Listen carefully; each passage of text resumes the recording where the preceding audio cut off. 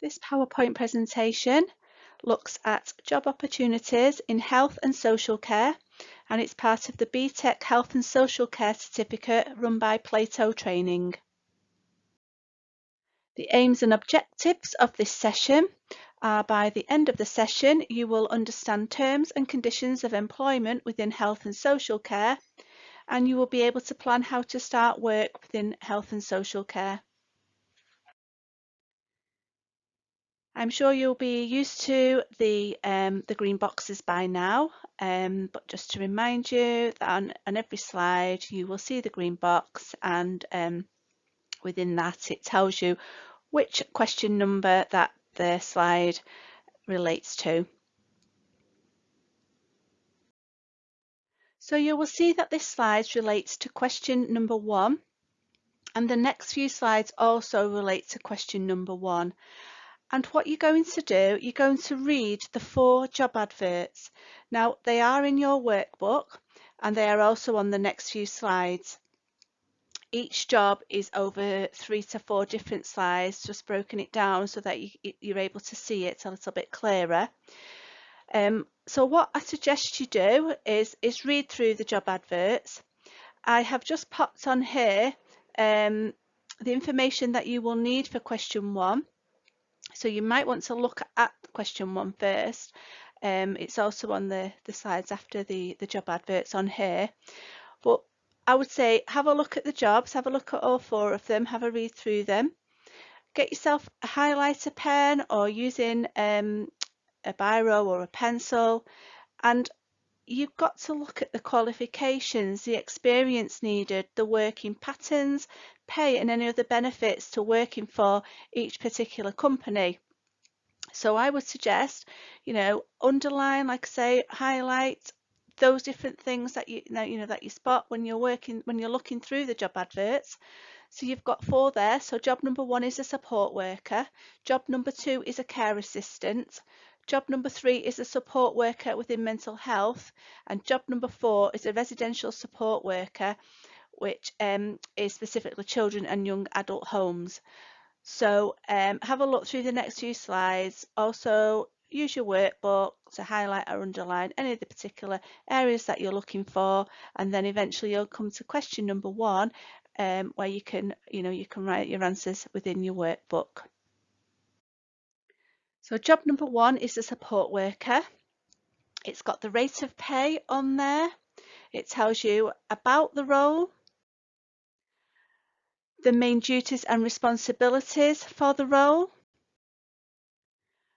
what the successful candidate must have for the role, the benefits of the role, and a little bit about the company, about CareTech, who the job role is for.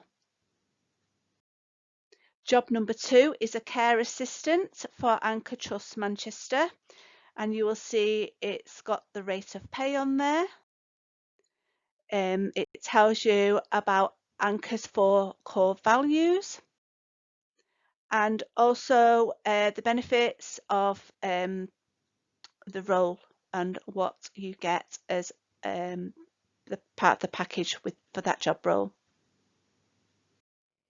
Job number 3 is a support worker for mental health for Creative Support Manchester. It tells you the location and the rates of pay. There's a short job description to tell you about the role, and this is also telling you who they're looking for, and also some of the benefits available with this job role.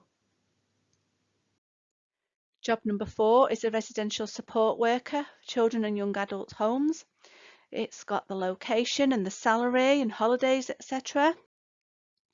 There's a summary of the role, and then the hours and the benefits from this particular job role as well. So as I said earlier, you've looked through each of the job adverts, and what you now need to do, you need to look at question number 1, and it's asking you to compare the 4 different jobs and then describe the qualifications and the experience needed, the working patterns, pay, any of the benefits from working for the particular company. And you will see within your workbook there is a table which is also on the next slide. Here's the table where you can write down the information that you found in each of the job roles and write it there. First one for job 1, qualifications, experience, working patterns, pay and benefits, and you need to do that for each of all four of the jobs. So you're now going to look at question 2, and it is asking you to identify 3 different career and course options that you may wish to do in the future. So what you need to do to identify, you need to use a supporting statement. So rather than just writing go to college, what is it that you'd like to do or hope to do at college? So for example, if you want to study nursing, then you may go to college to do a health and social care level 2 course first of all, and then university to study nursing or another healthcare related course, or perhaps you'd like to try and do something different. So this question, you need to look at 3 different career and course options available to those career within your answer. And question number 3 is asking you to identify what career you would like to pursue. So this is, you've done your research on the previous question looking at the different career opportunities and college courses. So now, you're going to, what is it you want to do? Think about what you want to do with your career. What steps will you need to take to achieve this? What courses? Do you need to do some on-the-job training, external training? Do you need experience? So it might be that you need to get the experience, you might need to do some voluntary work. What skills will you need to pursue the career that you are interested in?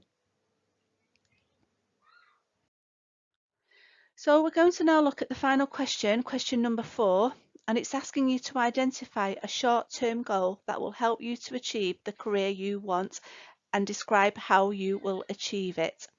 So you must identify a sensible time frame when you wish to have your goal completed and identify any resources you may need to complete your goal. It's a describing question, so you need to use 2 to 3 sentences within your answers. You need to think about the last 2 questions. Think about your career pathway. What is it you want to do? How are you going to do it? Are you going to go to college? You're going to do some voluntary work. So the short-term goal is what is the first step towards your career, towards your final career aim. So the first box, you've got it in your workbook, and there's a little example on here. What is it you want to achieve? How are you going to achieve it? What resources you need, and when you will achieve it. So it could be, for example, we talked about skills before. You might be interested in doing some voluntary work. You might feel you need to do some voluntary work to get some of the skills before you can pursue anything else further. It might be that you want to go to college. Now, we're coming up to September. The college courses are being advertised. So lots of the colleges are opening again. There's also online learning with other courses as well. So it could be that you want to sign up for a college course. It might be a short college course or a longer course. These are all the things. It's a short-term goal. Your sort of next step to your career. What is it you want to do? And these 4 questions here will help you to look at that and answer that question.